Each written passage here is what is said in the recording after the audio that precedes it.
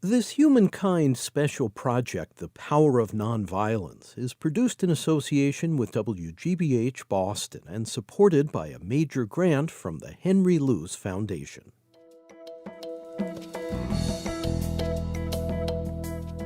We're not here primarily to defend ourselves, to show the other people that they can't do that. What we're here for is to keep moving to build a new society for our children. And we know that the new society has to be a society where people don't simply get back at each other, but are constantly urged onward to create something new. The spirituality of nonviolence as a way of life and a technique for positive social change. You're listening to a Humankind special. I'm David Freudberg.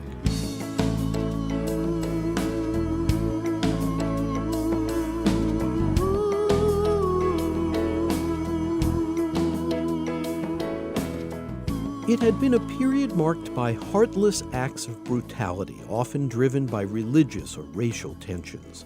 ISIS fanatics rampaging savagely through the Middle East. Police shootings of African Americans and counterattacks against police. A commercial jet filled with civilian passengers shot down over Ukraine. The mounting violence baffled people of conscience everywhere and cried out for solutions. Then, in a storied southern city on a quiet June night in 2015, an atrocity would shock the world's conscience. It's a very sad day in America. It's a sad day in South Carolina. It's a sad day in Charleston.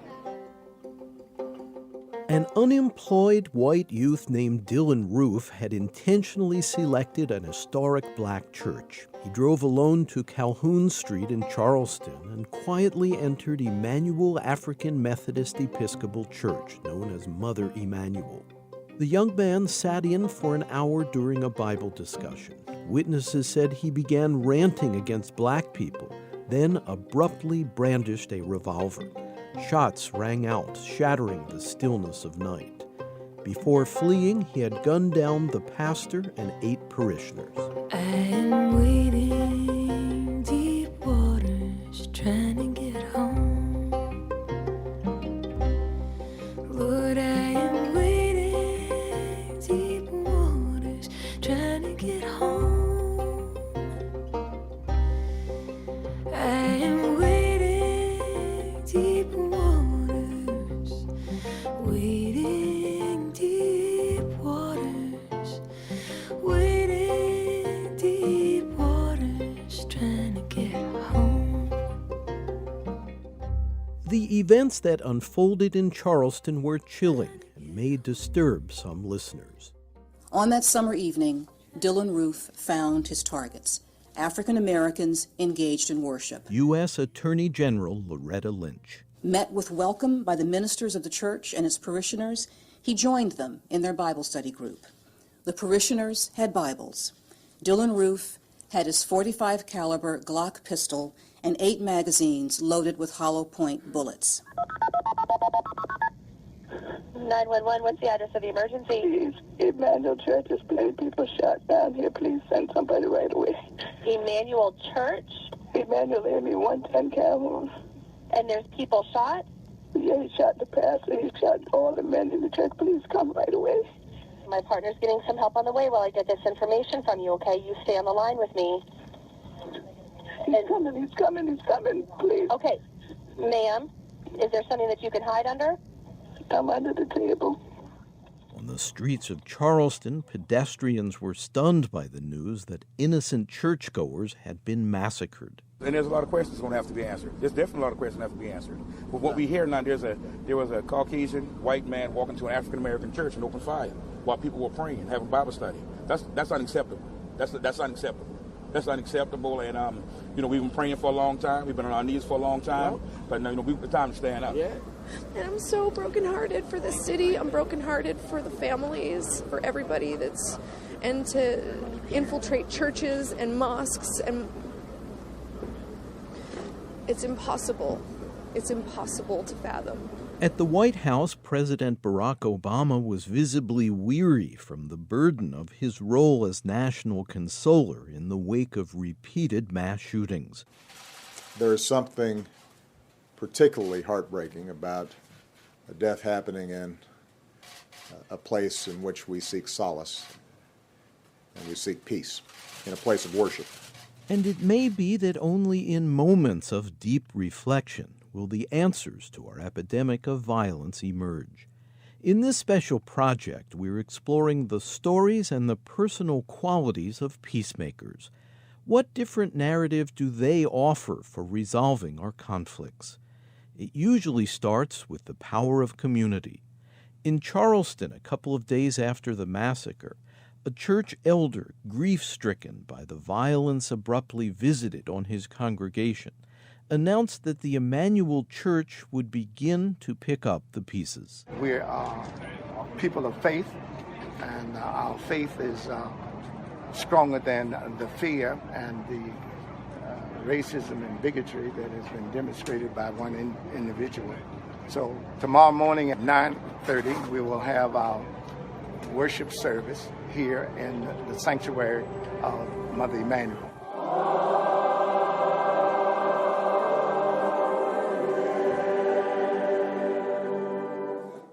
6 women and 3 men, aged 26 to 87, died in the shooting rampage. Police in Shelby, North Carolina, apprehended the 21-year-old suspect. Can you tell us about what happened last night?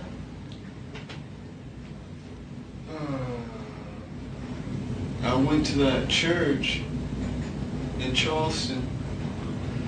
I did it. You did what? Well, I killed him. Well, I guess. I mean, I don't really know.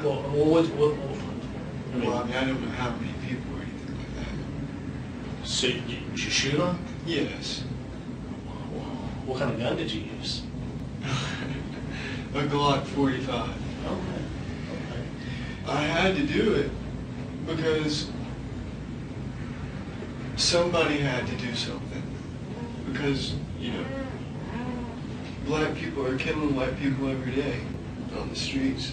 And they rape white women. The fact of the matter is, what I did is so minuscule to what they're doing to white people every day. Shortly after his arrest, Dylan Roof wrote in jail, "I do not regret what I did. I'm not sorry. I've not shed a tear for the innocent people I killed." The arrest warrant for Roof stated that each victim suffered multiple gunshots. He was indicted on 9 counts of murder and later on federal hate crimes. Roof was convicted of all charges in federal court in December 2016. Back when the judicial proceedings began, Dylan Roof appeared on a video link before Charleston County Magistrate Judge James Gosnell. Before we go into the bond process, I would like to ask, is there a representative of any of the family that would be here that wished to make a statement before this court? Accompanied by 2 guards, the boyish-looking defendant stood expressionless and inscrutable. Relatives of several victims, consumed in heartache at their bewildering, unexpected loss, came forward to address Dylan Roof. Among the family members who spoke up was Felicia Sanders, whose 26-year-old son, Tywanza, was murdered in church 2 nights earlier. We welcome you Wednesday night in our Bible study with open arms. You have killed some of the most beautifulest people that I know. You hurt me. You hurt a lot of people. But God forgive you. And I forgive you. She taught me that we are the family that love built. We have no room for hate, so we have to forgive. Everyone's plea for your soul is proof that they lived in love and their legacies will live in love. So hate won't win. And I just want to thank the courts for making sure that hate doesn't win.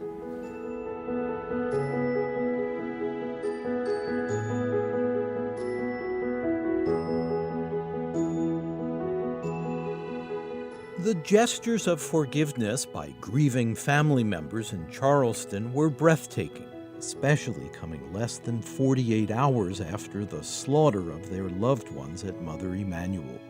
To forgive under these circumstances is astoundingly countercultural, but it points a way out of the vicious cycle of retaliation and revenge that locks in so much of our world's conflict.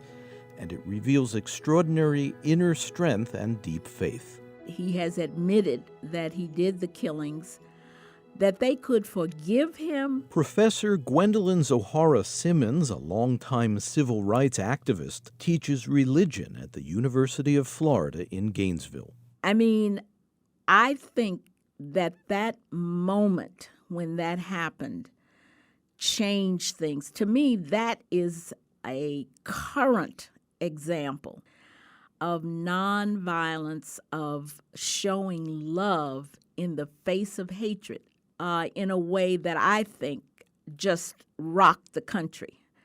And the fact that the governor and members of that state legislature, I think, felt we have to take down this Confederate flag. I mean, I was so blown away by what those family members said and did. I had the feeling that for many people, that the families could express forgiveness, I think was profoundly mystifying to a lot of people. I was absolutely floored. And initially, I have to be honest, I said, I don't forgive him. It was only later when I saw what their actions did was I able to say, oh my God, that was God at work. I mean, I really felt that, but not right away because I was angry and did not feel forgiveness in my heart toward him at all. And many, many of my friends, said the same thing. But I think a number of us came around to see the power. I mean, that was soul force at work. Soul force was a term adopted from the Indian nonviolence leader Mohandas Gandhi. It gives an alternative to use of brute force, and it provides a way for principled people to stand in their integrity, trusting in a higher power to gradually set things right. This is not to diminish the need for political action as well in some cases, but it defines the spirit in which change occurs.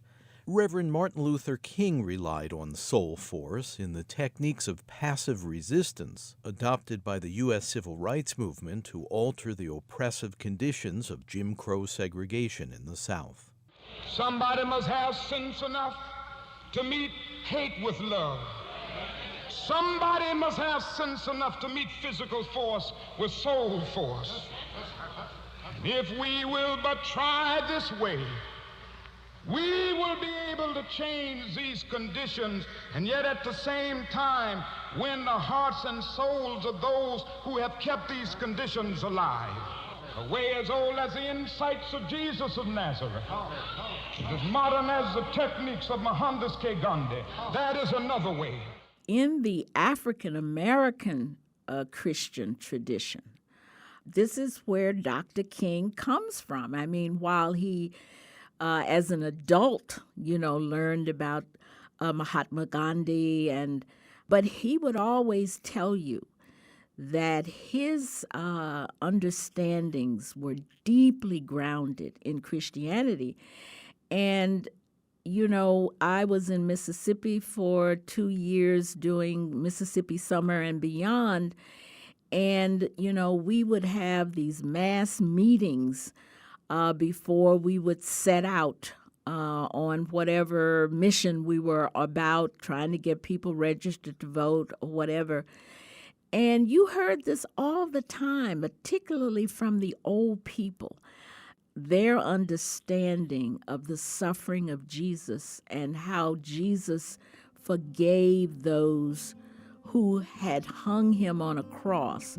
This is deeply ingrained in their spiritual understandings of how they're supposed to operate in the world.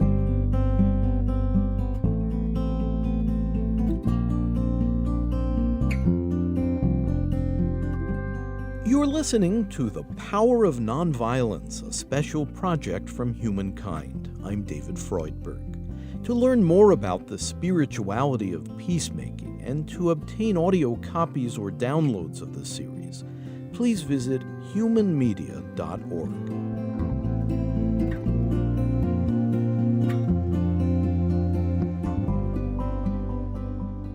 Practitioners of nonviolent social change know that to be effective, they must remain principled. In Dr. King's equality movement, participants were trained not to retaliate, even against provocations by snarling racists. It's a deeply disciplined approach intended to arouse the moral conscience of the larger community, and thus to provide a shield against injustice. Nonviolence seeks not to vanquish the perpetrators of harmful behavior, but to transform them, to heal their soul sickness. And that can be a long, arduous road for activists who sometimes struggle to brush aside their own temptation to bitterness. As long as you're holding on to feelings of resentment and hatred, no question, it corrodes you. So for your own healing to take place, you must move on. I don't know if you have to love the person, but I know you have to give up the resentment and the hatred that you are feeling toward that person if you want to progress spiritually and even mentally and emotionally. Sang peace in the valley. He sang peace on the mountain too. Before you tell a man he's got a splinter in his eye, you better pull the log out of you. Sing it again. Peace. Remember what it is that we are struggling for. The late Vincent Harding was professor of religion and social transformation at the Iliff School of Theology in Denver. Dr. Harding had served as a speechwriter for Martin Luther King. He was trying to teach something different, which he understood to be closer to the will of God, and that is to meet the enemy, to meet the evil, without being overcome by the spirit of the enemy or the spirit of the evil, without mirroring the terror of the enemy by responding in the same way. Vincent Harding called this changing the agenda. It's a deliberate attempt to interrupt the downward spiral where no one ultimately wins. And doing so in the practice of nonviolence requires a substitute vision, like that in the dream of brotherhood expressed in Dr. King's historic oration from the steps of the Lincoln Memorial in August 1963. Now, I think this march will go down as one of the greatest, if not the greatest, demonstrations for freedom and human dignity ever held in the United States. The architects of our republic. We were there from such diverse points of view, and yet the thing that was anchoring us was our belief in equity among all human beings. Noel Paul Stuckey of the folk trio Peter, Paul, and Mary, which performed before hundreds of thousands attending the march over 50 years ago. And then actually hearing Dr. King's I Have a Dream speech in the background as Peter, Mary, and I threaded our way through this rehearsal crowd to get to it, seemed like the chaos was getting in front of the care. And yet, by the time we assembled to walk to the Lincoln Memorial, something had happened. We all knew why we were there. It's the hammer of justice, it's the bell of freedom, it's the song about love between the brothers and the sisters. Oh, it's mine. It's the hammer The quest for peace lies at the heart of all our great spiritual traditions, even if that essential message is sometimes twisted by fanaticism. And seeking peace is a deeply personal pursuit arising from our individual needs and history. Jack Cornfield in Fairfax, California, has meditated on this deeply. When I was a university student at Dartmouth College, I was doing science and pre-med, and took a course in Asian studies from a wonderful, wise professor who'd come up from Harvard to start a department there. And he sat and talked about Lao Tzu and the Buddha and Confucius. And more than anything, he talked about what it meant to live from deep values and understand how to be in conflict and resolve it, and how to deal with the anger or with suffering and loss. Jack then delved deeply into exploring Buddhist wisdom. He went on to write numerous best-selling books, including A Path with Heart and The Wise Heart. And he's co-founder of Spirit Rock Meditation Center among the rolling hills of Woodacre, California. For Jack Cornfield, the need to find peace and safety started at an early age. Because my family of origin, my father was brilliant but also violent and abusive. My mother, who was a wonderful mother, was also unable to protect herself or us, and we didn't know what to do with all the conflict and all the pain. It was like water on something that was parched to hear those words. I went into the Peace Corps in the 1960s and asked them to please send me to a Buddhist country so I could find some great old Zen master who would teach me how to find some peace in my own heart and how to deal with the conflict and violence that in my family and in the world around me, how to live with some wisdom and some love rather than fear. Meditation practice is fundamental to the Buddhist path, as it grounds followers in an experience of quieting the mind. They cultivate a capacity for stillness and deep silence, the very opposite of violence. And the 5 precepts of Buddhism begin with a prohibition against killing, much like the injunction against taking life found in the 10 Commandments. It's the central tenet of Buddhist teachings, and just as in other spiritual traditions, there are these beautiful teachings of compassion and love. For the most part in Buddhist history, nonviolence has actually been the essence of the teaching. Let me tell you a story. One of my close friends and teachers was a man named Mahagosananda, who was the Gandhi figure of Cambodia. And we lived in forest monasteries together during the Cambodian genocide, where 2 million people were killed. The killing fields. The killing fields. And when that happened, he rushed to the refugee camps as people poured out of Cambodia to set up temples for those whose villages had been destroyed and temples burned and lives destroyed. And 19 members, all the members of his family, had been killed and his temple burned. And I went to help him. And in these big camps, Sakyao and Kawi Dung, hundreds of thousands of refugees, he asked the UN if he could set up a temple in the middle since people had been Buddhist. Lord, I am walking deep valleys, trying to get home.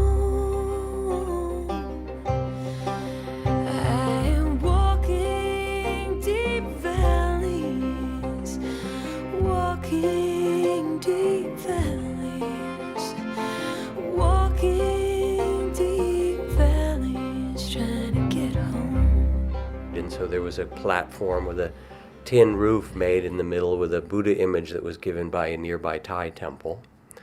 And the day he was going to open it and we were to ring this big gong around the camp, the underground Khmer Rouge, which was still there, said if anyone goes to this temple, when they get back they would be killed. So we didn't know if anyone would come.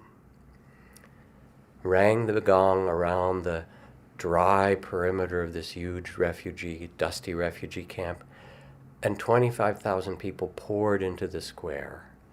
And Mahagosananda sat in front of them with all these people seated who had the trauma in their eyes of maybe one uncle and two nieces that was all that left of their family, or a mother and only one of her 3 surviving children. The trauma in their eyes. You could see it in their faces, as you have if you live in an area where people have been through such terrors. And I thought, what can he possibly say to them? And he looked out across this sea of faces and broken hearts and put his hands together and began to chant in Sanskrit and in Cambodian, sounds that they hadn't heard for years since their temples were burned. This beautiful verse that begins the Dhammapada, the Buddha's teachings, that goes, hatred never ceases by hatred, but by love alone is healed. This is the ancient and eternal law.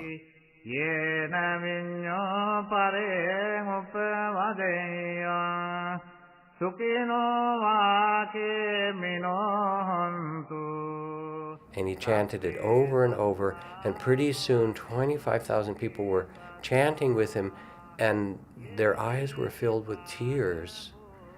And I realized that he was offering them a truth that was even bigger than their sorrows, even bigger than their suffering. He was saying, yes, there is suffering in this world, sometimes immense suffering, but it never ends with more hatred. It only ends with love. It is a truth. And the truth can't really be altered even by someone's hatred or intimidation. Sooner or later, the truth will reemerge, even if it's been covered over temporarily. And this is trustworthy, as the poet Pablo Neruda writes, you can pick all the flowers, but you can't stop the spring. And there's something in the human heart that wants to reawaken to well-being and love no matter what we have been through. And when Magosananda then led peace walks across the killing fields for 15 years, he was nominated for the Nobel Peace Prize many times, he told the villagers they couldn't go back to their destroyed villages in the back of a truck or in a bus. They needed to reclaim their land with love. And so they walked on foot, chanting those verses of loving kindness step by step for 50 or 100 miles in long lines. Jack Kornfield, Buddhist teacher, co-founder of Spirit Rock Meditation Center, and author of A Path with Heart and The Wise Heart. You're listening to Humankind. I'm David Freudberg. Studio recording by Antonio Oliart Rose. Editorial assistance from Ken Rogers, Kathy Graham, Mark Kilstein, and Bond Collard. Webmaster Brian K. Johnson. Special thanks to Noel Paul Stuckey and Reverend Betty Stuckey, to Aoife O'Donovan and Crooked Still for permission to include the song Wading Deep Waters, to public radio station WUFT Gainesville, and to Tony Buck. Our program is presented by Human Media in association with Connie Goldman Productions. Program development provided by Shard Media. To purchase a CD copy of this program, please call 1-800-5-LISTEN. That's 1-800-5-LISTEN. Or visit our website, where you can also obtain an audio download of this and our other programs and can hear selected episodes free. Our web address is humanmedia.org. This segment, part 1 of The Power of Nonviolence, is Humankind program number 231. The executive producer is David Freudberg. This is Humankind.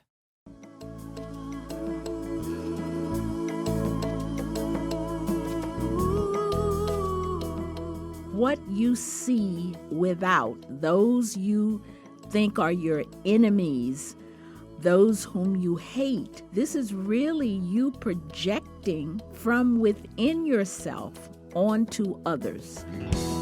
Stories of peacemakers who consider what it really means when we brand others as enemies. You're listening to Humankind. I'm David Freudberg.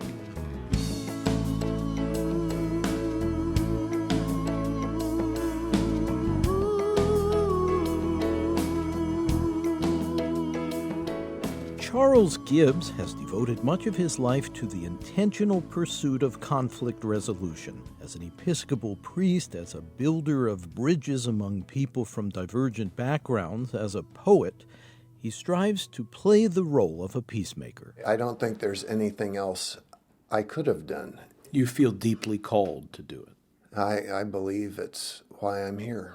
I've done different things in my life, from being a teacher to being a rancher to being a priest in a parish to working in a global interfaith organization, writing, speaking. No matter what I've done, no matter how I've done it, for me, the reason to do any of that, a few times the presenting reason was there was rent that needed to be paid and a refrigerator that was noticeably empty.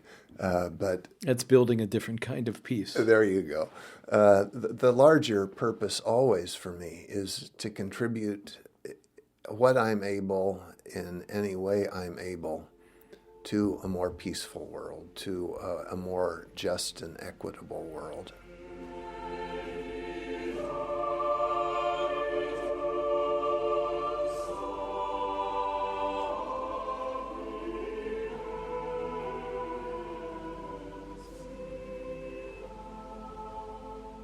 A celebration of the Holy Eucharist at the National Cathedral in Washington, D.C., where Charles Gibbs now preaches regularly.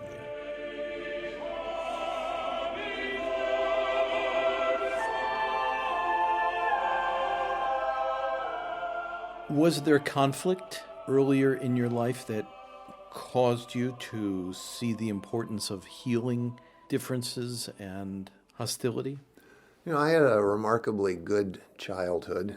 I didn't have a tortured childhood like lots of people who end up going into fields like peace building. My mother was someone, still is, one of the most deeply faithful people I know, who was not just a Sunday Christian. She was someone who, as one of the prayers goes, lived this not only with our lips, but in our lives. She taught me at a very deep level that we're here for a reason, and this is what it looks like.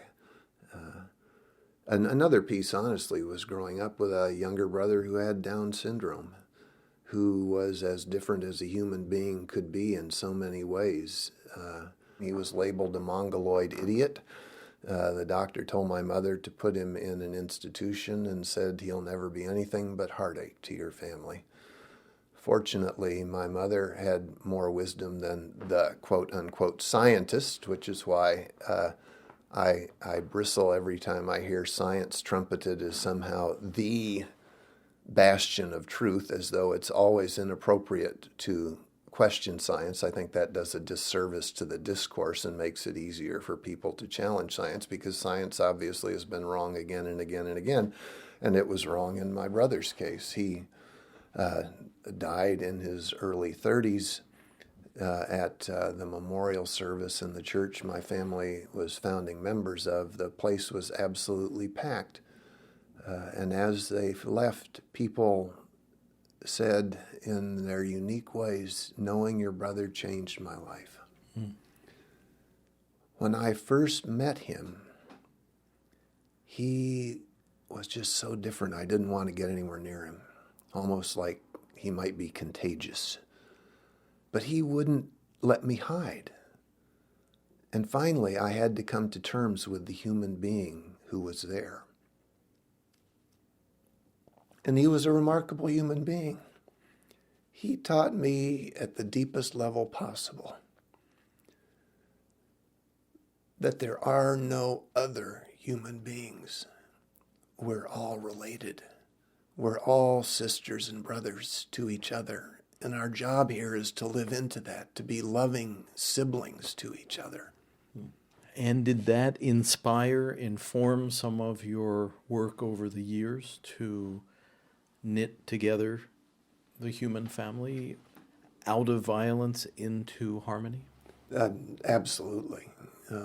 I often say when people ask me why I've ended up doing what I'm doing. That's, my brother's a huge part of it. The other part, and it connects with what I was saying also, for reasons that I don't have a why answer to, I came into this world with the spiritual dimension of life the most compelling for me.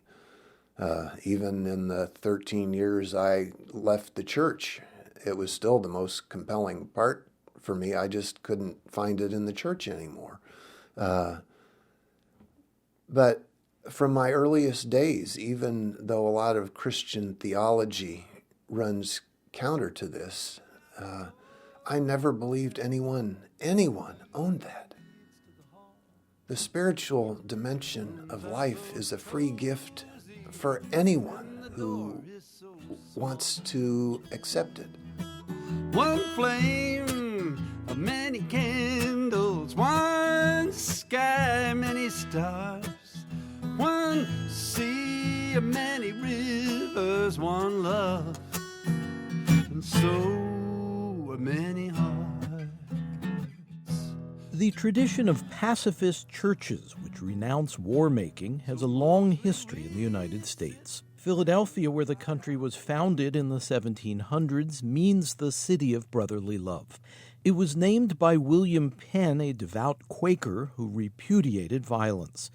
He established peaceful relations with Native Americans in Pennsylvania, the colony that bore his name. Other peace churches in America include the Mennonites and the Brethren. Reverend Kristen Stoneking, a United Methodist minister in Davis, California. I really come to nonviolence organically, I think, because I grew up, my father was a pastor in a Methodist Mennonite congregation in Kansas City, in the inner city. And my mother grew up as a Southern Baptist turned Methodist. And I didn't hear the word nonviolence until much later in life. But what I saw exhibited in my home was the three dimensions of Gandhian nonviolence, of personal transformation, spiritual transformation, of constructive program, and political action. And so both of my parents were religious in the sense that we were part of a religious community. And I think the Mennonites in my early life as a historic peace church with persons who really valued being a peacemaker and held up practices of peace as serious business really influenced me. And I saw my own parents embracing spirituality, but also working very hard at creating programs that lifted people up, that lifted up choices towards life. One of my early experiences was of living in the inner city in Kansas City, and our congregation was across the street from a school that the Kansas City School Board decided to close.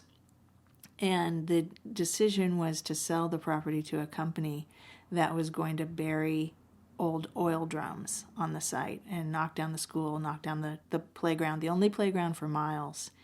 And my dad and our congregation took on the school board, and through lots of political machinations and attempts to get this congregation to go away, basically won the site for the people of the neighborhood and built a playground there. And did so through organizing, did so through different kinds of resistance and campaigns. That's classic nonviolence in action, but I never heard that term. And it was sourced from the community that held each other up spiritually. So what I saw demonstrated was that in order to take on violent systems or violence in the world, it's really important to have a community of accountability and support to remind you what you believe in, where you come from. Today, Kristen Stoneking serves as executive director of the Fellowship of Reconciliation. It's an interfaith group founded in 1914 by an English Quaker and a German Lutheran. each seeking to link communities of faith across the boundaries of what would shortly erupt into World War I. The fellowship continued its peacemaking efforts, encouraging pacifist resistance to World War II. In that period, the fellowship was led by A.J. Muste, a Dutch-born Christian minister who had emigrated to the United States. He coined the expression, "There is no way to peace, peace is the way." Kristen Stoneking. It means that we create peace in what we do, how we act, what we think, what we believe, that we are ultimately most able to change ourselves and to transform our own thinking and our own surroundings. And if we are an embodiment of the principle, the means must be consistent with the ends that we seek. If we ourselves are not able to embody peace, then peace as a destination is just never going to be a reality. Mohandas Gandhi had some advice for people on a quest to promote greater equality and justice in the world. The task must be undertaken from the inside out. Be the change you wish to see in the world, he famously urged. So those seeking peace on our planet must become peaceful in their own hearts, their own behavior. Otherwise, there's just a battle of egos, a disconnect that will block lasting change. Actually being the change requires the hard work of self-transformation as the basis for transforming society. Quaker author Eileen Flanagan in Philadelphia. Well, Quakers are very diverse theologically, but one of the most common phrases we use is that there's that of God in every person. Which was a quote from George Fox, the founder of Quakerism. That's correct. And so if you really take that to heart, there's that of God in every person. That if you can remember that in your interactions, it will certainly shape how you respond to someone, right? And if we're acting out of a place of compassion, it's going to bring out the best in someone else rather than being agitated or unsettled in a way that brings out, the anxiety in them. Realizing our own part of interactions helps a lot. But still, we can't control other people. Patience and compassion, I think, help. I don't know anybody who does it perfectly all the time. I know I certainly don't. I don't know the Dalai Lama personally. Maybe he really does. Just last week, a friend of mine told a story where he had a very frustrating day. It was pouring rain. A lot of things had gone wrong. And he came out of a meeting and he was getting a parking ticket. And he asked the woman, "Could you stop? I'm right here." And she refused to stop, and he yelled at her. And then he stopped himself, and he said, "I'm so sorry, you didn't deserve that." And she said, "It's all right, I get it all the time." And he said, "No, that's not okay. That's not okay for me to yell at you. It's hurting my humanity too." And they had this wonderful conversation. She's a white working class woman in this job who has people yell at her all day long. He's a black guy who was from a working class family who is now very middle to upper middle class. And they had this wonderful conversation about their common struggles. And it wasn't because he was perfect. It was because in the moment that he was imperfect, he was willing to be vulnerable. And humble. And humble.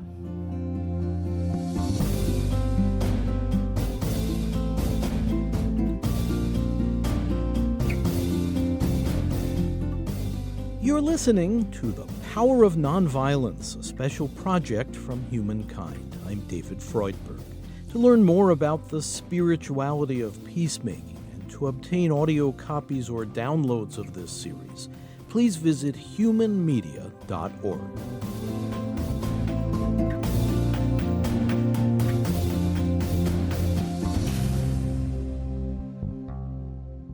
From a very early age, I was aware of the screwed up nature of this society. Michael Lerner in Berkeley, California. My father was a judge. My mother was the administrative aide to a United States senator from New Jersey.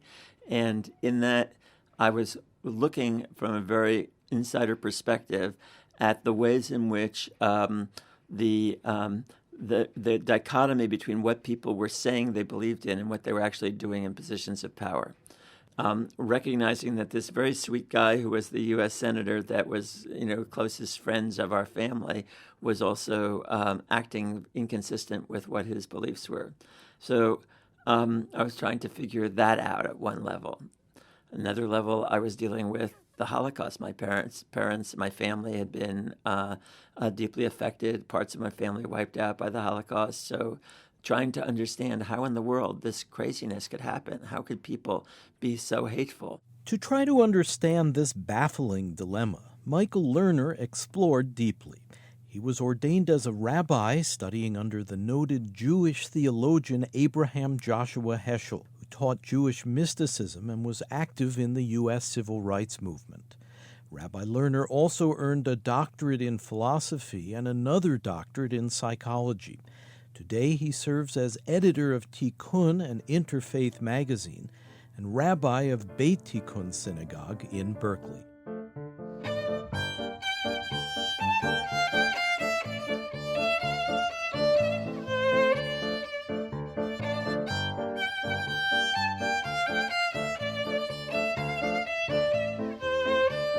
There's a deep commitment in the spiritual and religious worlds to a view of human beings as fundamentally sacred.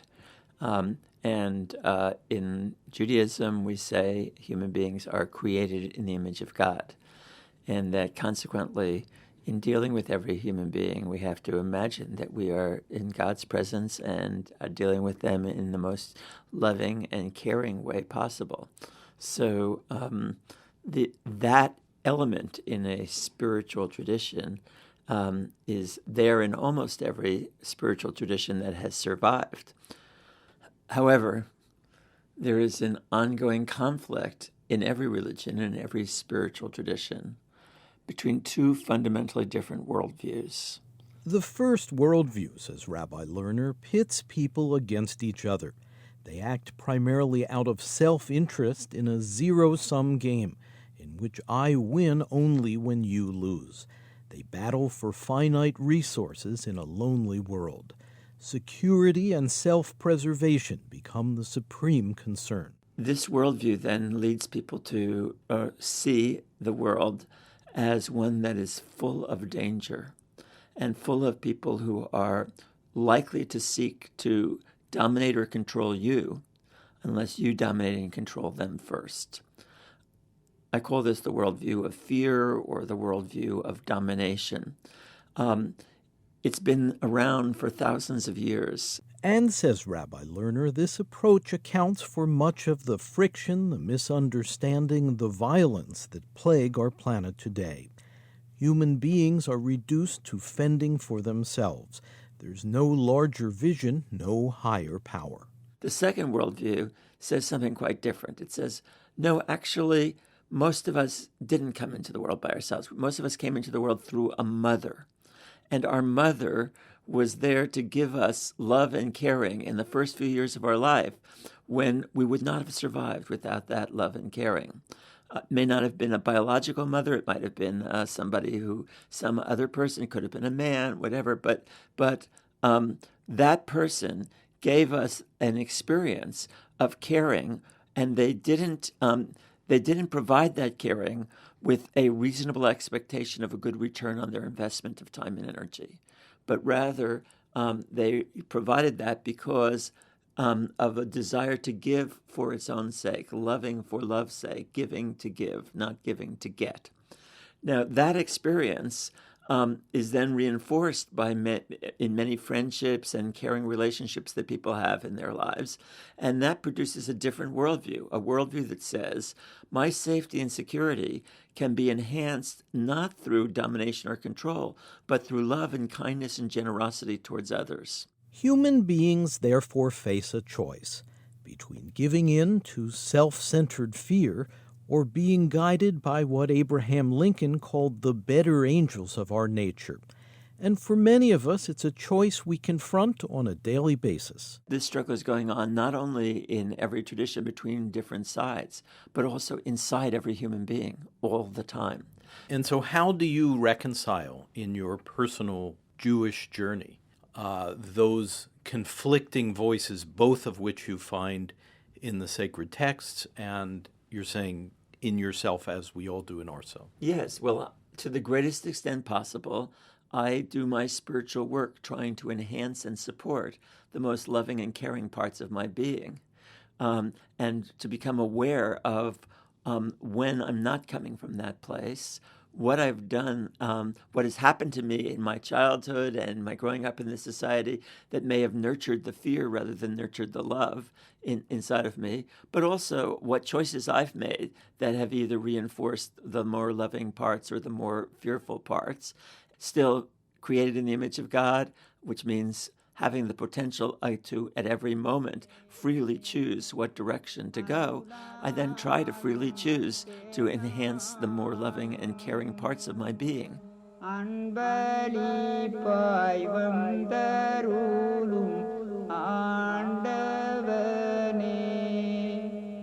A spontaneous prayer sung by the late Sufi master Bawa Muhaiyaddin. He had long served the poor and taught in Sri Lanka, formerly called Ceylon, where he spoke Tamil, one of the oldest surviving languages on earth. Bawa then founded a spiritual fellowship in Philadelphia. He offered a gentle-spoken, pacifist vision of Islam, one that sharply contrasts the bellicose rhetoric of Islamic extremists. He's translated here into English.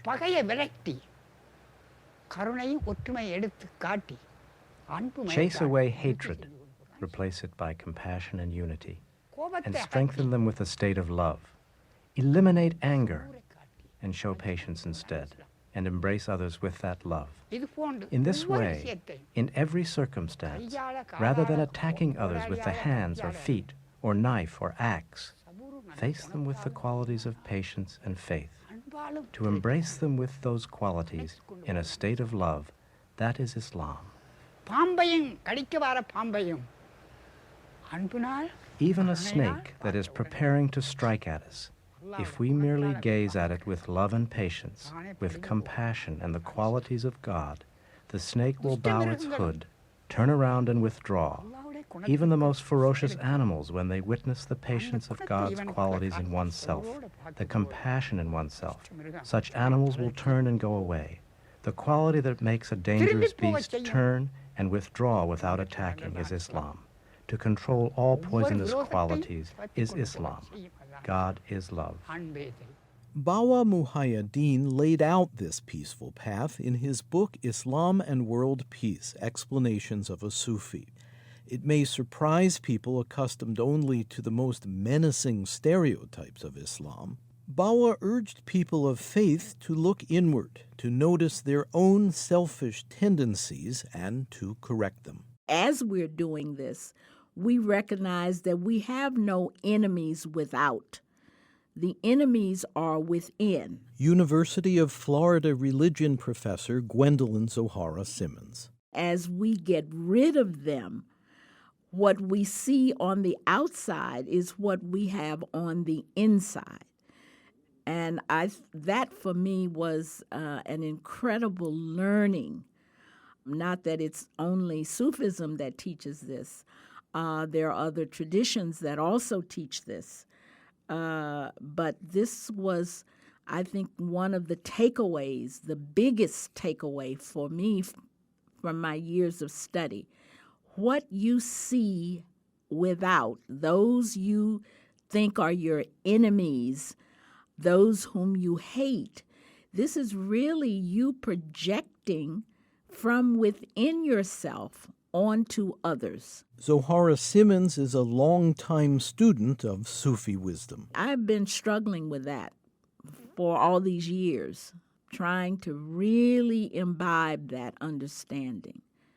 And when I catch myself projecting, when I'm blessed, I stop and I think, oh my goodness, I'm doing that. I'm projecting onto this person my own hateful thoughts, my own separations, my own feelings of enmity. And it cuts it immediately. To have that realization that you are projecting. Yes. இஸ்லாம் என்ற கருத்தை அறிஞ்சா போரில் களிமாதான் If one knows the true meaning of Islam, there will be no wars. All that will be heard are the sounds of prayer and the greetings of peace. Only the resonance of God will be heard, not the battle cries. That is the ocean of Islam. That is unity. That is our wealth and our true weapon, not the sword in your hand.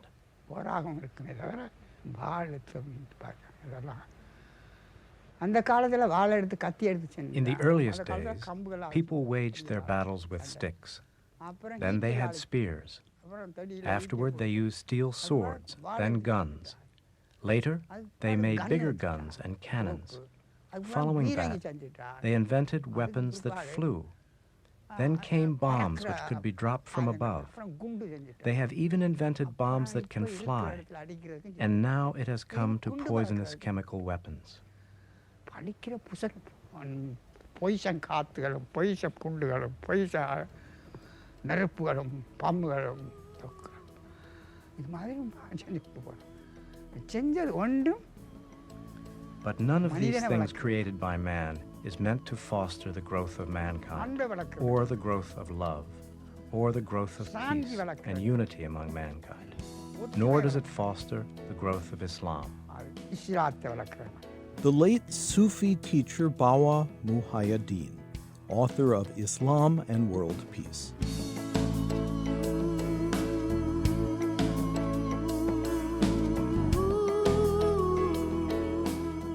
You're listening to Humankind. I'm David Freudberg.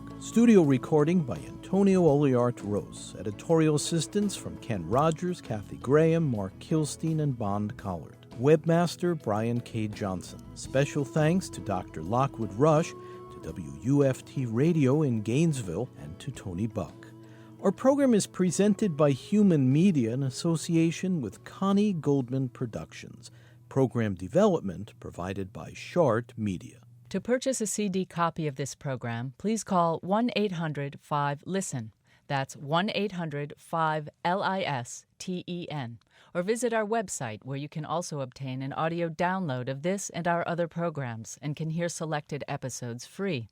You can access free written materials related to this program as well. Our web address is humanmedia.org. Again, if you'd like to purchase a CD copy of Humankind by phone, please call 1-800-5-LISTEN, and our web address is humanmedia.org. This segment, part 2 of The Power of Nonviolence, is Humankind program number 232. The executive producer is David Freudberg. This is Humankind. In some sense, there's a question of where do we put our trust? Do we put our trust in violence and power, or do we place our trust in love and compassion? And it seems to me it's sort of the cynical realist who will say, oh, that love and compassion they're fine words, but in the real world we have to fight.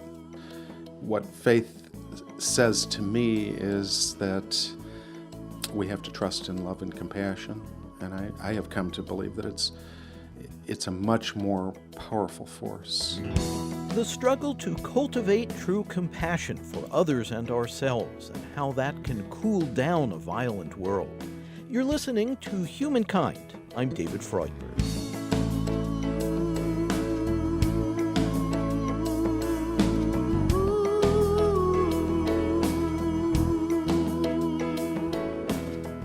It was the Roman poet Virgil observed more than 2,000 years ago that love conquers all. I don't take that to mean that self-defense is inappropriate in a dangerous world. But we live at a time when reliance on lethal arsenals is sometimes the first reflex in reacting to conflict, even when that may pour gasoline on the fire. The potent weapon of compassion is easily overlooked and underestimated, and the use of force can take many forms. Violence is not just in these horrific places that we see in the news. Those are echoes and ripples of the violence that happen within all of our communities and families. Professor Frank Rogers teaches spiritual formation at the Claremont School of Theology near Los Angeles. He's author of Practicing Compassion, which takes a wide view of how to understand the problem of brutality and to find solutions. Even the subtle forms of violence, the ways that we just don't hear each other and we minimize and we critique and we judge, and we're doing violence to each other's spirits and to each other's bodies in simple, insidious ways in all of our communities. So it's not them out there that are the violent ones, or violence is a problem over there. Just a kind of a harshness and coldness that people have toward each other? Harshness, a coldness, an inability or refusal to hear other persons, to tolerate opinions that are different from us, a tendency to want to demonize or marginalize certain groups of people, and separating ourselves from each other. We do emotional violence continually. I mean, it happens quite frequently. And those are the seeds that we just see the big trees on the news, on the headlines, but the saplings for those are in every single one of our communities and families. They're saying we have to own that. We have to own before that. we can get a handle on preventing these extreme tragedies that grab the headlines. Exactly. So let's cultivate violence prevention, or let's cultivate compassionate connection within our own families and communities and organizations. Let's cultivate ways of recognizing each other as human beings, cultivate times of really listening to one another. Have you ever been inclined toward violence? I've felt that way, absolutely. You know, and it's partly being an abuse survivor is you can find moments of just reactivity where something will trigger it, and just currents like lightning bolts of rage, of just wanting to scream, to kill, to pound, and I was absolutely acting in those violent impulses, not at other people. Actually, though, for me, I turned it inward, and so was extremely involved in self-destructive behavior and acting out my rage that way, or nightmares, or being in the hills and screaming and pounding on things. I mean, absolutely, I know that capacity to be violent, and oh, how I would have loved to be able to turn that on the persons who were either causing me pain or the persons who just triggered it, and I thought were the source, but had nothing to do with it perhaps, or very little, but could become targets of my rage.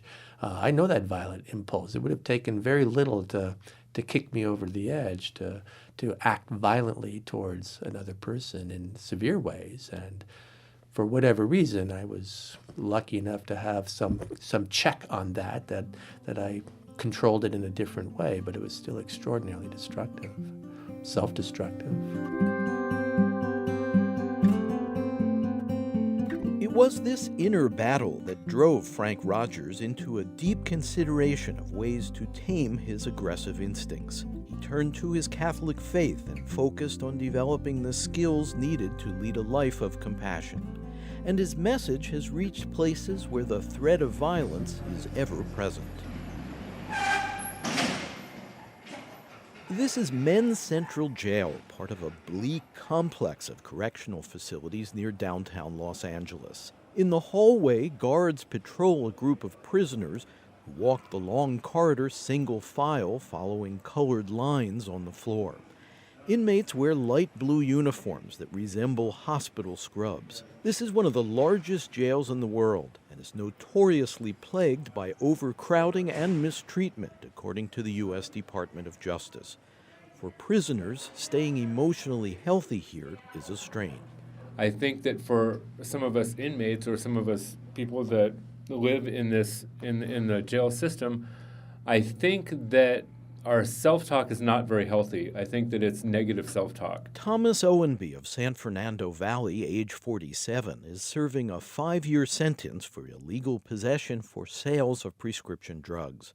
He's one of about 10 prisoners who signed up for a regular class at the jail intended to help inmates study compassion skills based on Frank Rogers' philosophy. A normal person that didn't have some of the upbringing or gone through some of the things that we've gone through, they would have a more loving, nurturing self-talk than we do. And I think that with this compassion practice, it teaches us to take that moment out and take a deep breath and think about what we're saying to ourselves or saying to somebody else, and gives us a moment of clarity, so to speak, where we can change that self-talk, where we can love ourselves and we can love somebody else and see that we're both of value. Whereas before we learned this practice, or about compassion, that we didn't see that at all. All we saw was how much we could hurt the other person or have that confrontation and get what we wanted out of it. When we're at our best, when we're our best self, our truest self, and we're in that compassionate stream, that compassionate pulse of life in the world, we don't need a compassion practice because we're in it. Brother Dennis Gibbs, an Episcopal chaplain, leads the compassion training at Men's Central Jail. But what happens when we get knocked off of that? Something happens. We get bad news. Somebody says something. Something within us is triggered, and we get knocked off our beam. That is when we need a compassion practice, a simple kit of spiritual tools that will bring us back to our center. And it's a movement, it's a U-turn from reactivity to response. It's a U-turn from judgment to empathy and compassion. It's a U-turn from indifference to love. First for ourselves, and then for the world. Love is revealed at the speed of light. You don't need to be a scientist to know that's right. Love is here today, tonight. Love rules. Yeah, you might be young and you could be old. Everybody needs a hand to hold. Somehow we know before we're told.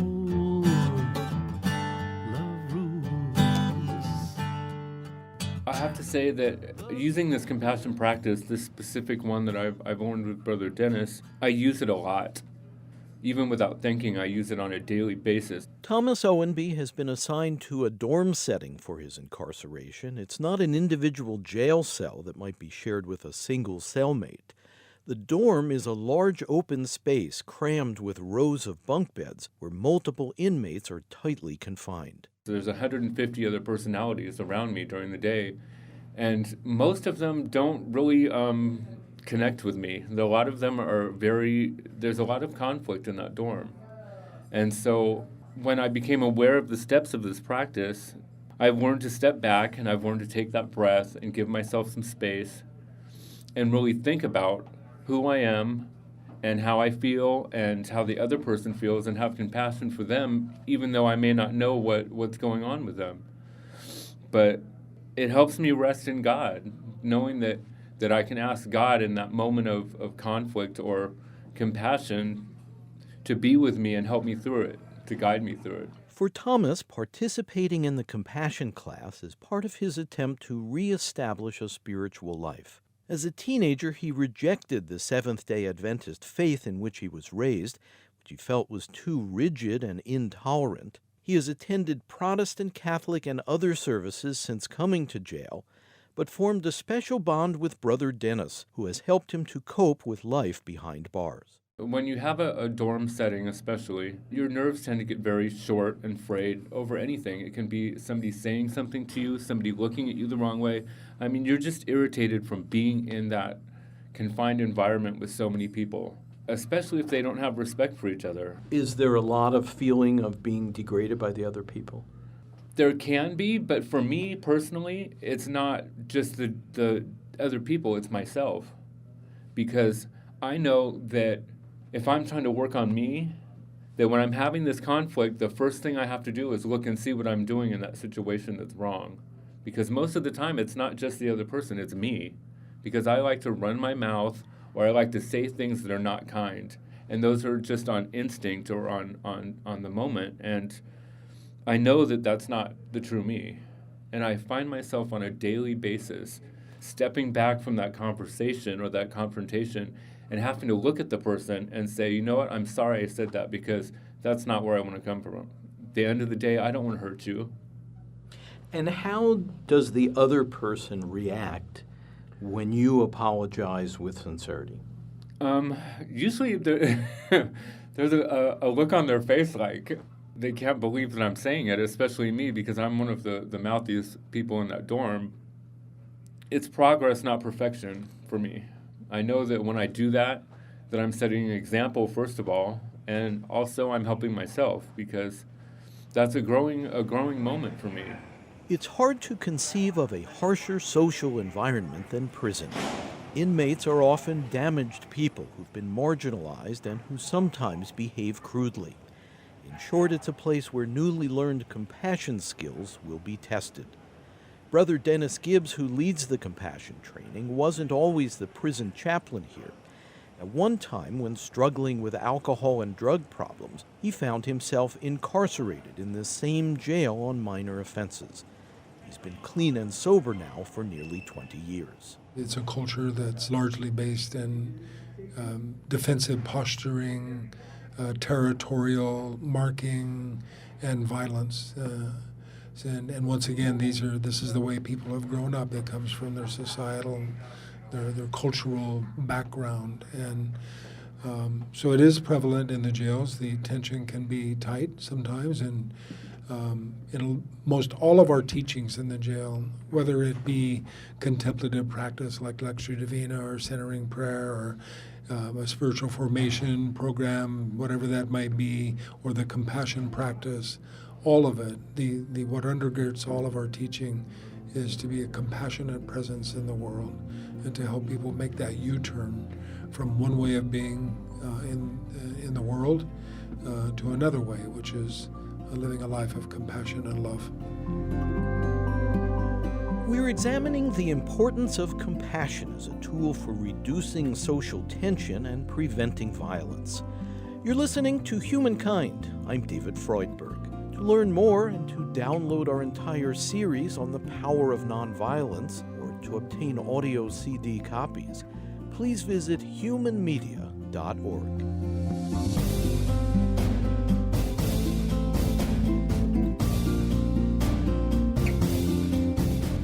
Across town in the Linwood section of Los Angeles, another jail, the Central Regional Detention Facility, which houses women prisoners, also offers training in compassion practice. A small group of inmates volunteer for weekly sessions. I'm 23 years old.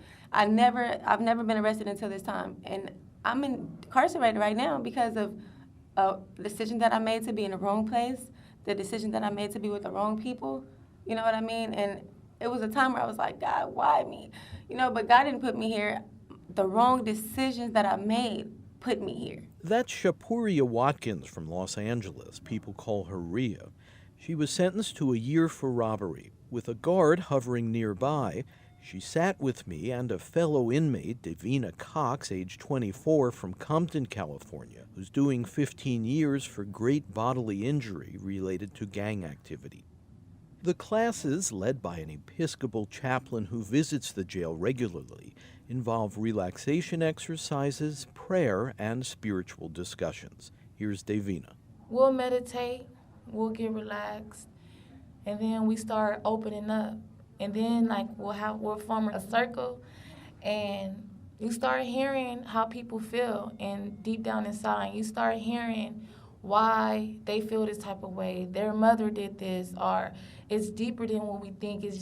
We just know them from being in jail. We really don't know you. Even if we sit with you every day and everything, we don't know you because we're in jail. Like, we never had a chance to be outside or, So it's like, when you see people act in different type of ways and deal with certain situations so violently, and then we have certain, her class, like Sister Greta class, it's like, you see them open up, and sometimes we cry, and sometimes we let it out because she gives us the chance to let it out and breathe. And when we hear that, it's like, that's why, So now when we get the come out showers, TV, phone for an hour, So it's like now when just hearing coming from the class and we seeing that person, you get a different look at them, like, maybe we need to go over there and hug her. Or maybe let's go eat lunch with her. Let's go talk to her. Because all we seen was this grumpy person. Let's stay away from me. We don't want to be bothered. Let's stay away from her. She got a lot going on. But then when you get to open up and her class allows you to open up, it's like, let me go talk to you, and I want to let you know that you touched me, or I see where it's coming from, and if you need anything or any help, advice, or anything, I'm here. And some people need that sometimes. They never had that. And this shows the power of helping people who are incarcerated to reflect on the human quality of compassion. Jail is a place of pain and, for many, depression. And often the people who land here were already caught up in some form of deep suffering. A palpable cloud of gloom hangs over prisons. This afternoon, Sister Greta Ronningen leads a guided meditation inviting these two young inmates to focus on some symbol or image of peace to calm their hearts. This kind of practice of praying a sacred moment or meditating is a way to really reconnect to your peaceful, centered, loving part of you that exists. And then we spend more of our life functioning from that place. And when we see ourselves be agitated or, being annoyed, which is a big issue in here, is to just take a couple deep breaths, remember your symbol, reconnect with your compassion for others, for yourself.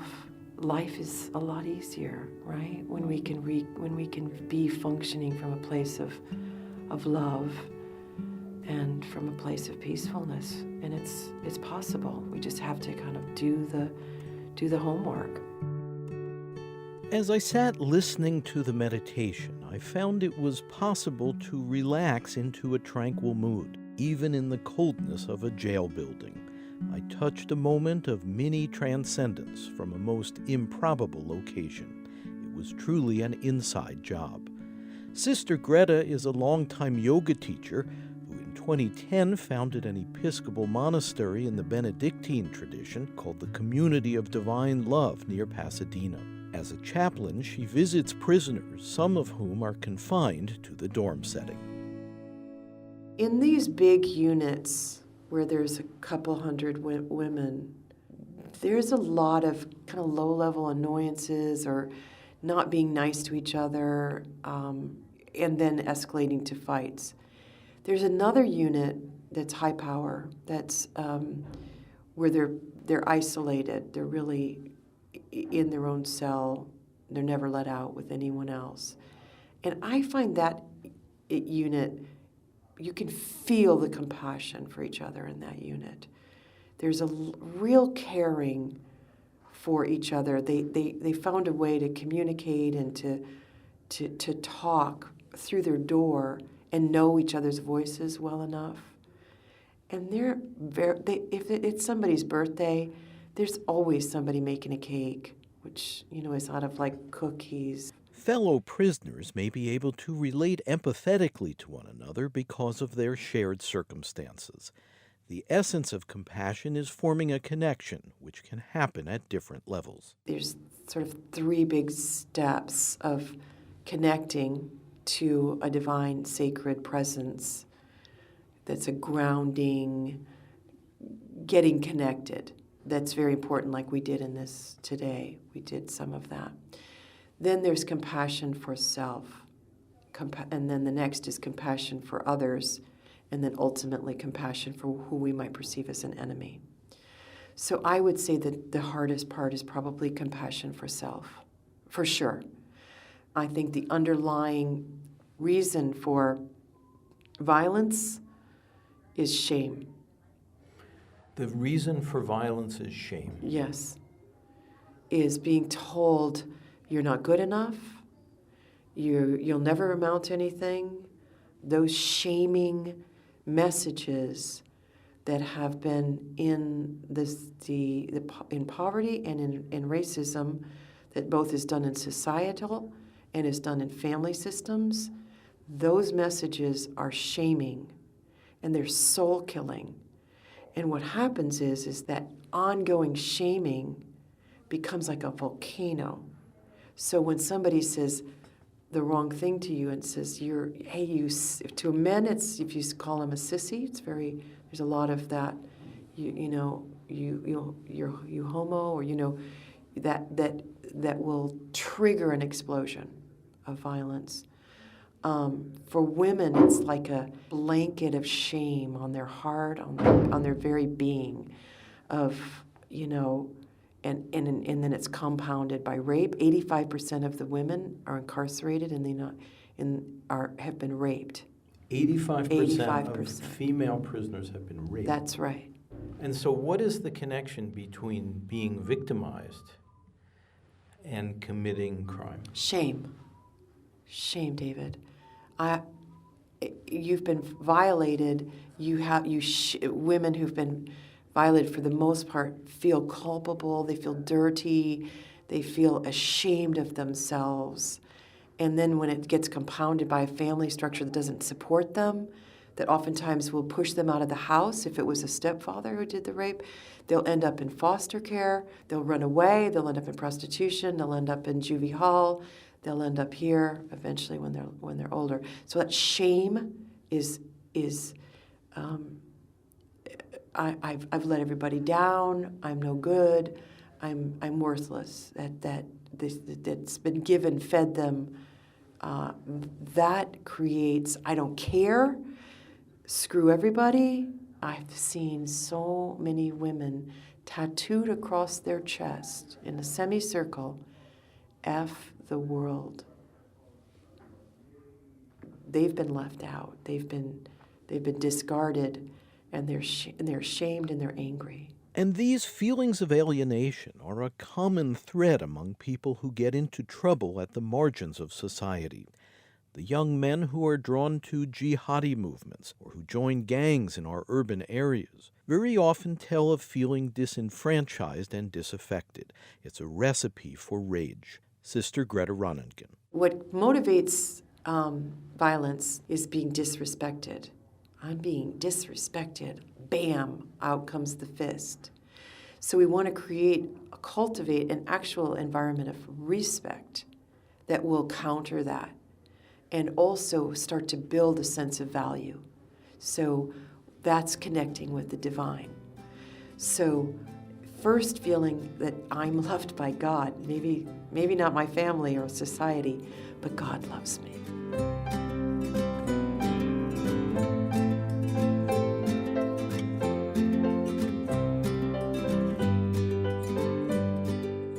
Frank Rogers, who has trained these jailhouse chaplains at the Claremont School of Theology, says a first principle is developing awareness of the compassion that has come our way. Experience like a mother's natural tenderness with her infant, or a confidant's willingness to lend a sympathetic ear, or even common courtesy from a stranger. He says it's important to notice these gestures of kindness in everyday life. If we don't get even glimpses of that, we won't survive. We would completely shut down. So that we're walking at all is testimony that somewhere along the way, a parent, a coach, a teacher, a friend, somewhere has met us and we felt a little whisper of care. So that's in all of our experience. One of the practices that we do in our program is we invite everyone to just scan over their lives like a photo album, just thumbing through a photo album and look for moments, just little moments where you experienced care or a peacefulness or a sense of connection. And in 15 years of teaching these practices, I have never once found a person who could not think of a story. Every single human being has those moments. We forget them. I mean, we kind of live knocked out of those, and it's a spiritual practice. It's a renewing practice to take the time and remember some of those moments that happen and that are very profound, and to kind of let the juice, the grace of those come back over us. Gratitude is one of the ways we do that, remembering the things we're grateful for. Now, what about for people who may have had that personal history and who find themselves in a situation where things are just miserable and they don't feel that there's a lot of compassion flowing to lift them up? Yeah, I was one of them. I know that space very clearly. Let me then just be with that experience and cultivate a mindful awareness. Okay, so I'm not feeling like there's been any love in my life at all. Let me just take a moment and let me take an internal step back from that experience and have a mindful awareness that my inner experience is feeling right now like it's never been loved in its life. And let me just hold that. It feels like a 5-year-old who's been abandoned and is sitting in an alleyway all by herself and has never had anybody notice her, and she's just tucked in on herself in grief and aloneness. That's what that feels like inside of me right now. But as I hold that mindfully, how do I begin to feel towards that 5-year-old who's in the alley? Well, my heart breaks for that 5-year-old. And my own resources for compassion begin to open up a bit toward my own experience. We're just going to be with that. And as we are with that, our own compassion begins to open up. Frank Rogers, author of Practicing Compassion.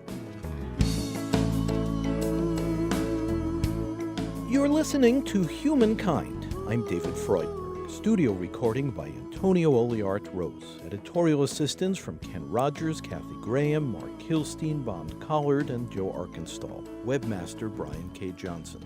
Special thanks to Noel Paul Stuckey and to Tony Buck.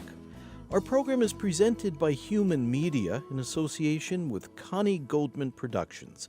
Program development provided by Shart Media. To purchase a CD copy of this program, please call 1-800-5-LISTEN. That's 1-800-5-LISTEN. Or visit our website, where you can also obtain an audio download of this and our other programs and can hear selected episodes free. You can access free written materials related to this program as well. Our web address is humanmedia.org. Again, if you'd like to purchase a CD copy of Humankind by phone, please call 1-800-5-LISTEN, and our web address is humanmedia.org. This segment in our series, The Power of Nonviolence, is Humankind Program number 235. The executive producer is David Freudberg. This is Humankind.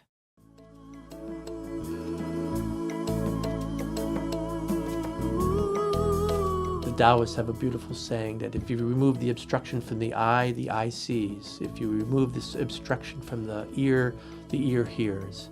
If you remove the obstruction from the heart loves.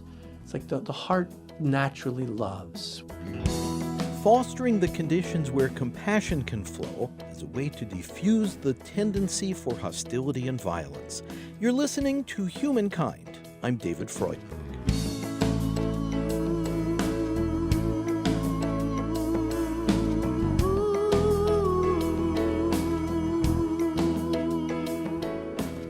Compassion for others starts with understanding. And understanding of others requires self-reflection. So when we develop a gentle awareness and acceptance of our own human foibles, that generates a reservoir of compassion we can draw from in caring for others. It's a deep insight from Frank Rogers, professor at the Claremont School of Theology near Los Angeles and author of Practicing Compassion. It's a continual toggle between self-compassion and other compassion.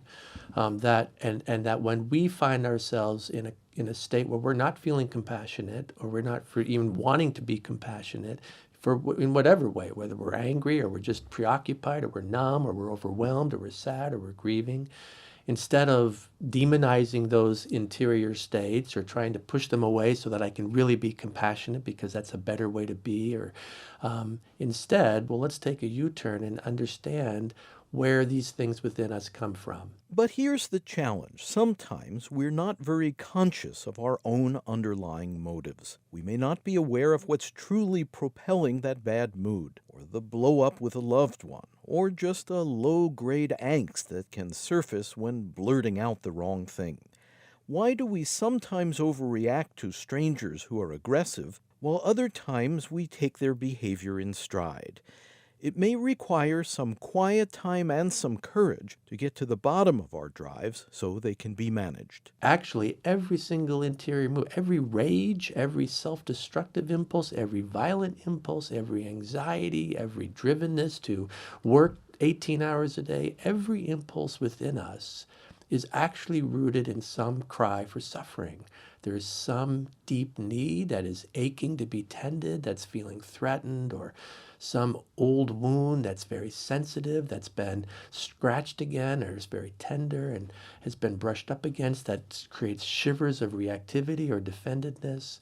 And so instead of demonizing my rage or my drivenness or my violent impulse or trying to manage it and make it go away, which is really not very helpful because it doesn't go away over the long term. It's kind of like pushing a buoy underwater. My approach to compassion is, well, let's get a little bit of mindful distance from our interior states, but then let's listen to them. Let's try to understand what is the deep fear, the deep wound, the deep need underneath that's threatened. And when we start to hear what's underneath our own interior states, my own heart is softening toward my own experience. I'm settling back into my own compassionate core. Frank Rogers sees our propensity to care for others as the very essence of who we are, and it's reflected by the Golden Rule, which in one form or another is central to all spiritual traditions.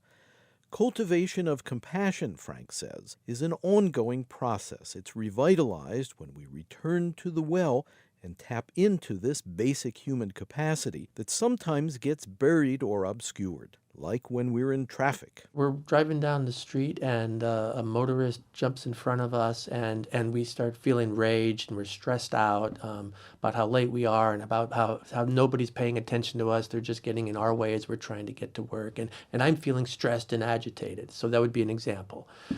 So what do? Well, first of all, let's think about what we normally do is we just live in that interior state. We just act out in the midst of our frustration and we seethe and we let the stress just ooze throughout our bodies and we just embody that emotional state. Of course, this is a common and understandable response to being endangered by someone's recklessness. But Frank Rogers says that in compassion practice, people take a careful look at exactly how we're reacting.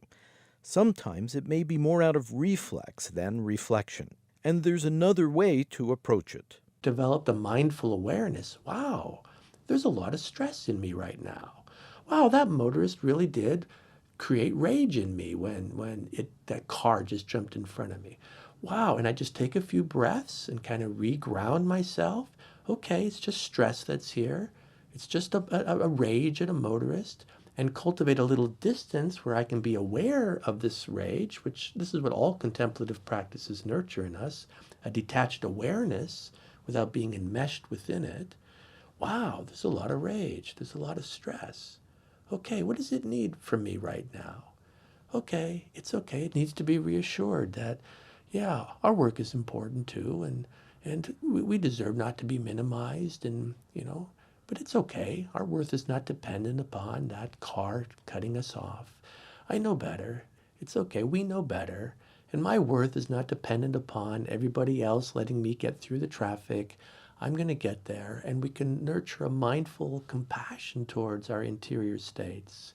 And when we do that, it's like we're really listening to the rage. We're really listening to the stress. We understand why it is feeling what it feels.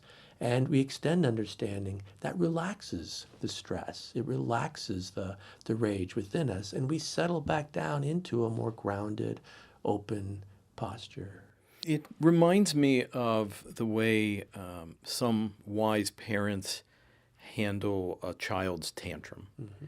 You see the child kind of flailing around and sometimes quite agitated. And just by not feeding it, but also not trying to suppress it, but just being present and quiet around it, it can alter the dynamics of that tantrum and turn the flame down. Absolutely.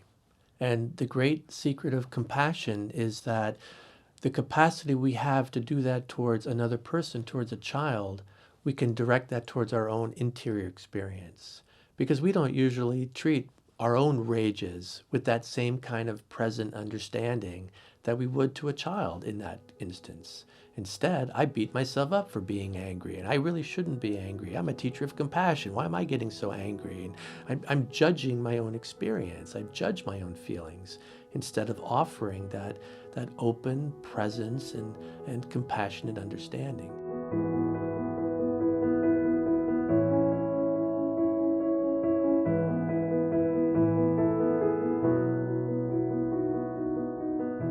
Charles Darwin, in writing about his theory of evolution, suggested that communities where people are sympathetic to one another flourish best.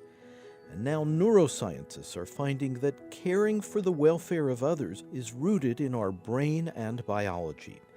Bobby Gottschalk founded Seeds of Peace, which brings together young people of diverse backgrounds to build understanding.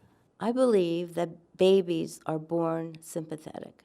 If you walk into a pediatrician's office and all the mothers and the babies are sitting around, if one baby starts crying, I guarantee you, unless they're asleep, another baby will start crying too, and then another baby will start crying too.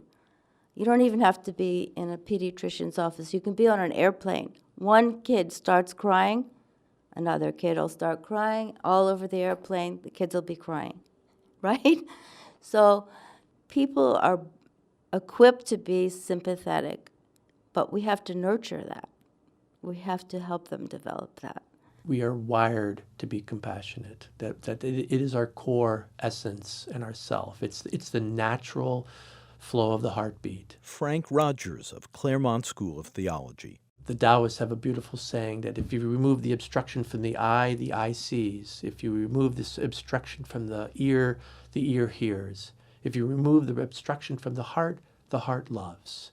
It's like the heart naturally loves. When we are in a grounded space, we extend compassion, we extend care. And for me, cultivating compassion is not then trying to cultivate something that's foreign to us and help us feel something that we don't feel or don't want to feel, as much as it is removing those obstacles, removing the obstructions that are preventing the free flow of our grounded natural essence. There seem to be things that prompt me, and I think a lot of people, to a moment of compassion. You know, you see somebody suffering. It doesn't have to be in the form of pity, but it's just kind of a basic human compassion. Can you describe what's going on there? Well, yeah, in spiritual traditions, the word for compassion comes from words that refer to the gut, to the womb, to the heart. And what spiritual traditions would suggest is that when we are feeling compassion, our gut is wrenching for another person's suffering, or our heart breaks for them. Something deep in our core is actually moved viscerally by another person's pain or suffering. So I think that's what's happening, is that when we see another person suffering, and we're in a grounded, open place to that, because sometimes we're not, right? Sometimes we see a person suffering and we're just overwhelmed. Oh my gosh, I just don't have the capacity right now to care for one more person, right? Or we see somebody suffering and we think, well, why doesn't I suffer like that too? Why doesn't anybody ever come to me? You know, there are other ways that we sometimes respond to suffering when some interior movement inside of us takes over. But when we're grounded and in our core, in that just kind of free, open space, and we see suffering, we're naturally moved then. We say, yes, and something in me breaks open and has compassion for the pain in this other person. There are spiritual tools for enhancing and tuning up our daily practice of compassion. Prayers for loving kindness are found in many traditions. And a lot of it starts with stepping back from the emotions and conflicts of the moment, pausing, and just taking a deep breath. Well, for me, it's meditation. I find that that's a great calmer, and I can come up with things in my mind that I'm upset about and breathe them out. I mean, it's a wonderful way to calm down. Reverend Betty Stuckey is a United Church of Christ minister in Blue Hill, Maine. Breathe in peace, breathe in love, breathe out hatred, breathe out denial. Sometimes it's breathing in quiet, calming my body, because a lot of that stuff is stored in your body, that anger, that response, that you feel it physically as well as you do mentally. And I think that by calming your body, you breathe in peace, you calm your body. You breathe in peace, you calm your body. It works.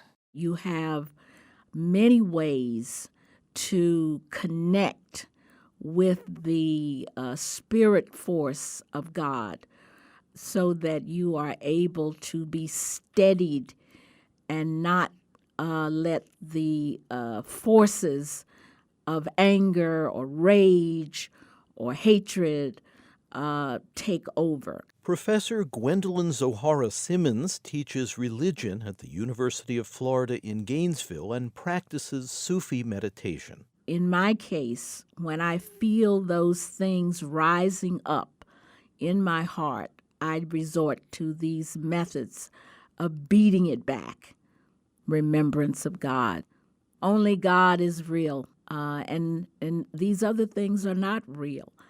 And I'm sure that's not something that, is easy to comprehend. So you have to work at this. You have to study. You have to be involved, hopefully, with a community of believers and people who are practitioners. And this is something that worries me in America, in the United States of America, where we are a quote-unquote religious people, but I don't know how much of a spiritual people we are.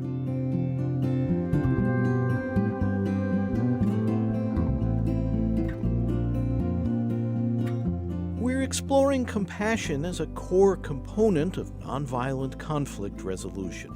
You're listening to Humankind. I'm David Freudberg. To learn more and to download our entire series on the power of nonviolence, or to obtain audio CD copies, please visit humanmedia.org.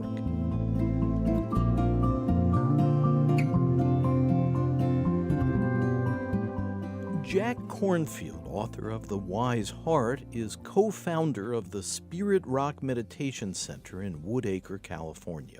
He routinely practices reflective disciplines like prayer and meditation. It's a way of training the heart and mind so that we can have this capacity to remain steady and peaceful and loving even when difficult things arise, when we get triggered, when we're in the middle of conflict. I was sitting with Dalai Lama and then the two young nuns who the Dalai Lama brought with him in their 20s, they looked like they were teenagers, had been thrown in prison by the Chinese army occupying Tibet for saying their prayers out loud and praising the Dalai Lama, which was illegal. They were tortured, and they described the terrible kinds of torture they'd undergone, electric prods and things you don't even want to hear. And when they finished, the Dalai Lama looked at them and said, "Were you ever afraid?" And they looked back and they said, "Yes, we were afraid." And he said, "What were you afraid of?" And they said, "We were afraid that we would lose our compassion and that we would let the hatred of the enemy take over our heart." And he said, "So what did you do?" "We prayed more. We prayed for the enemy." Because they had their training and practice, they could see that letting the hatred of the enemy, if you will, into their heart would mean that they had lost. But instead, they said, to keep our humanity and to keep what we're in prison for alive, we're going to look at even those who torture us, and in their view, the karma that they're making, which could lead to great suffering for them in the future as well, for the torturers. We will look at them with compassion, and we will not let their values take over the compassion of our heart. It seems almost superhuman to dig deep inside and somehow find an ability to treat those who've tormented you with some degree of understanding. It's not to excuse torture, of course, but a recognition that the persecutors have a sickness. And it's a decision to contain that sickness by not becoming infected by it. The young victims broke the cycle of violence by choosing not to imitate the ill will of their tormentors. It thus affirms their own humanity. Jack Cornfield. Love is more intrinsic to us than anything, more than aggression and more than violence. The other is a way of protecting ourselves. But we protect ourselves also because we love ourselves. The bottom line is love. And when somebody gets angry, it's usually because they're hurt, or they're afraid, or they've been disrespected, or there's some way in which they feel vulnerable, and they're trying to protect themselves. There's some very deep love even in that. There's a story that was reported in the New Yorker some years ago of a group of American soldiers in the holy city of Najaf in Iraq that were on their way on a mission and all of a sudden found them surrounded by 1,000 Iraqis who didn't want them in their holy city. And they started shouting, fist waving angrily, and this was a unit of 24 soldiers. And the officer looked around and said, this could be really terrible. A shot will ring from somewhere, people will open fire, and we could have a massacre here. And what this officer did, I believe his name was Colonel Hughes, he turned to his soldiers and he said, take a knee. They looked at him like he was crazy, and then he lifted his rifle and held it over his head with the barrel pointed down, a gesture that was almost biblical, and knelt down, and behind him 24 soldiers pointed their rifles to the ground and knelt. And the crowd became quiet and looked at him and them, and all the anger and rage dissipated. He rested there for a time, and then he ordered his men to turn around and quietly withdraw, and saved everyone's life. That gesture of respect, which we're all looking for in some way, is possible even in conflict at times, not in the middle of a battlefield. I'm not being naive about it. But in our human relations, it is there to be touched in us. The point, says Jack Cornfield, is to humanize the other side, to see people there rather than labels. When we categorize others too narrowly, we're perceiving them through a distorted lens, a false picture based on preconceptions rather than reality. Reverend Betty Stuckey says we have to break down barriers. If you have somebody in your house for dinner, you're not going to throw stones at them tomorrow. I mean, you get to know people, and then you see that the humanity in them and in us is the same.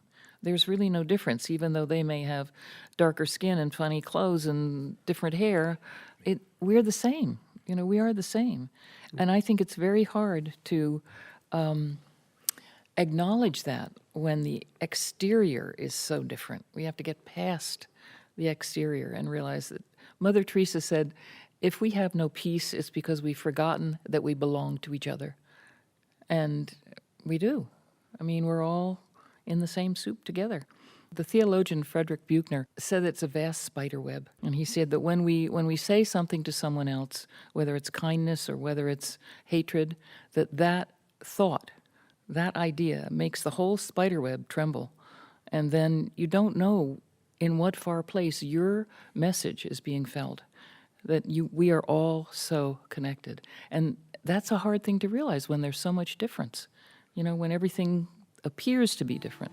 But I think if we got to know people, that we'd see that they have the same fears and the same sorrows and see the same wonder and share the same agony, and that they are like us. Yes, our lives are connected like waves upon a shore, sometimes with a whisper and sometimes with a roar. Sometimes we think we leave no trace, but sometimes less is more.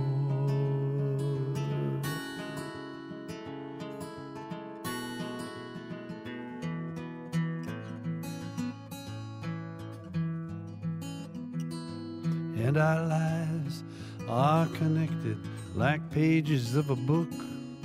The past is the present through which the future looks, like leaves on a river Like ripples in a brook, our lives are connected. Our lives are connected. Our lives are connected. Our lives are connected.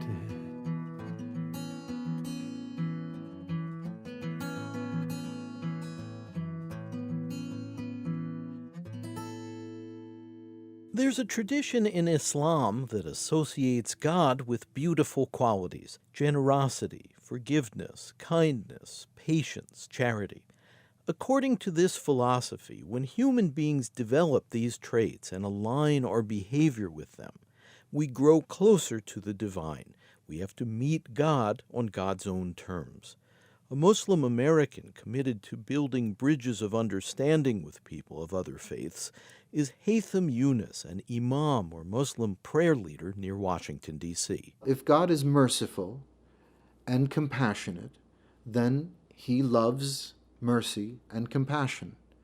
If I am to follow the way that God would like to see me follow, then I must try also to be merciful and compassionate. And so what does that mean? How does that translate into daily acts? I try to be polite with everyone. Even if someone is not polite to me, I try to remain polite and gentle. This is something which is very important, very essential. To forgive someone's transgression against you is a wonderful thing. And the reward is tangible. It's in this life, not just in the next. There's a saying of Prophet Muhammad. He says, God gives to the gentle what he does not give to the harsh. What does that mean, do you think? Well, I think that there are blessings. There's a health benefit, if you will. There's a peace of mind when a person knows that they have done that which is good towards others, even though others may have done an injustice to him. And does that mean to behave selflessly? Perhaps one could say that if a person had their own best interest in mind, they would always remain compassionate and polite. There's a saying of the Prophet, smiling in the face of someone is a charity. Raising a morsel of food to the mouth of your spouse is a charity. Removing an object from the road that may be a hindrance to passers-by is a charity. So actually looking out for the welfare of other people and doing things that help other people. And again, this brings its own reward. The late Jewish theologian Abraham Joshua Heschel wrote, "A religious man is a person who holds God and man in one thought at one time, at all times, who suffers harm done to others, whose greatest passion is compassion." Rabbi Michael Lerner in Berkeley, California, who studied with Heschel, tries to carry on this belief today and to bring understanding even to those who don't share it. So those who are not capable of that, I don't want to say they're wrong. What I want to say is they're hurt and they need compassion. And one of the big problems that I've had with liberal and progressive movements is that although I agree with them in most respects in terms of their critique of the society, they often don't articulate it in a loving and caring way. And they look at those who disagree with them without the sense of compassion and generosity to ask, what were the hurts that make it possible for somebody to be a racist, a sexist, a homophobe, an anti-Semite, an anti-Muslim, whatever it is,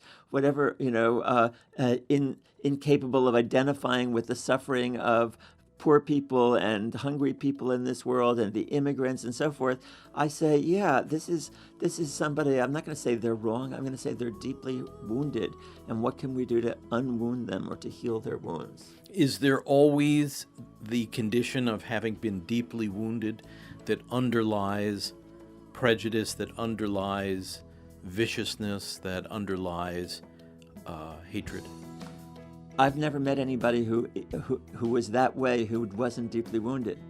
Rabbi Michael Lerner is editor of Tikkun magazine.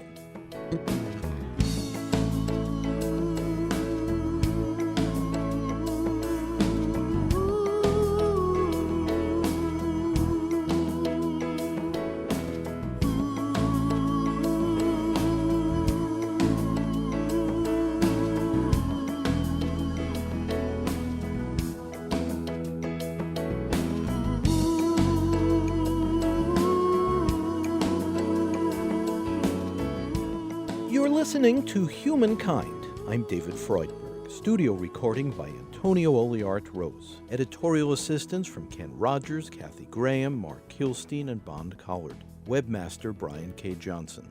Special thanks to Noel Paul Stuckey and to Tony Buck. Our program is presented by Human Media in association with Connie Goldman Productions. Program development provided by Shart Media. To purchase a CD copy of this program, please call 1-800-5LISTEN. That's 1-800-5LISTEN. Or visit our website, where you can also obtain an audio download of this and our other programs and can hear selected episodes free. You can access free written materials related to this program as well. Our web address is humanmedia.org. Again, if you'd like to purchase a CD copy of Humankind by phone, please call 1-800-5LISTEN, and our web address is humanmedia.org. This segment in our series, The Power of Nonviolence, is Humankind Program number 236. The executive producer is David Freudberg. This is Humankind.